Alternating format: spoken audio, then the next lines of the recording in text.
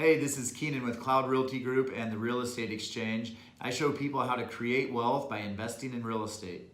My name is Amanda. I work over at Real Property Management, Last Frontier. We provide proactive management here in Anchorage, Eagle River, and the Wasilla area. So today we're coming to you with a pro tip on your multifamily and rental properties, whether they're A class, B class, or C class. So today, Amanda, what do we got going on for everyone? Well, something we were talking about earlier today is, there's people that we know of, each and every one of us, who's either had a car broken into, had personal belongings taken out of a vehicle around town, things like that. And so investors come to me often and ask questions on how can they make their property safer. Yeah, that's exactly right.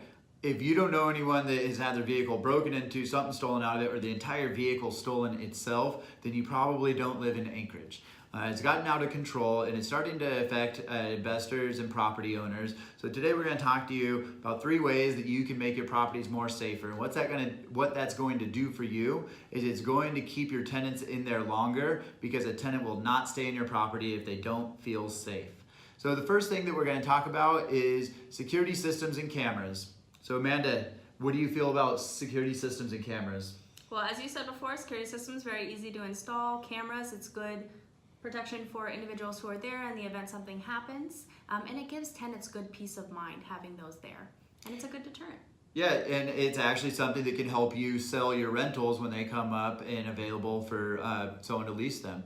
So if you have like an A-class property, like a house or something like that, you probably want to go with a security system, a subscription-based system. There's a bunch of them out there. And I will tell you right now, if you're paying for installation or materials, then you are not negotiating properly. These people will give these things away. They want to get you on that subscription of $50 a month or whatever it may be. So if you have a house, then you get to tell the tenants, hey, you can actually log in. This is going to be your security system. You can pass on that expense to them as well. And that's going to give them a lot of peace of mind and security in the property. But when it comes to our C-class properties, our big multifamilies, sometimes it's not realistic to use a system like that, especially if you're going to carry that expense. So that's when we'd recommend going down to a security system place that has cameras. I know you can even buy them at Costco, and get yourself a bunch of cameras, create a closed circuit system that you can access from your phone.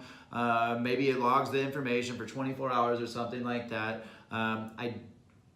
Maybe even dummy cameras. I don't really recommend those. And if you do get cameras, I highly recommend you get the highest definition cameras that you can. If you could get a 4K camera, that's highly, highly recommended, because that's actually going to not just be a deterrent, but it's actually going to allow you to use that camera footage to identify people in case you ever come into the situation where you have to do that. So what else we got, Amanda? Fluorescent lighting. Oh, fluorescent also. Bright lighting outside of those multifamily units. That's a natural deterrent as well. Having all that lighting there, tenants get good peace of mind. It's nighttime, if it's late, things like that. Yeah, it's not just going to be security to deter people from, fishing around the parking lot and loitering around and things like that, but it's also going to give security for people that are walking out to their cars to make sure that they're safe as they're doing that. But the big thing here is, these big multifamilies tend to not have secure parking. They don't have garages on them. So with cameras and lighting, we're going to be able to do the best that we can to try to keep those parking areas secure for them. Amanda also brought up another good point that has to do with lighting, but it's actually our third item. When it comes to vacant units, that can be a little scary for investors. They'll go by every single day making sure the property is being taken care of. Not a bad thing to be keeping an eye on it for sure. But a good recommendation when you do have a vacant unit, at the bare minimum, having that lighting on the exterior, and if possible, one in the interior as well. It's a great deterrent.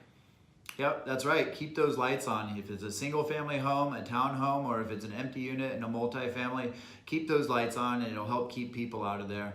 So we will talk to you guys next week.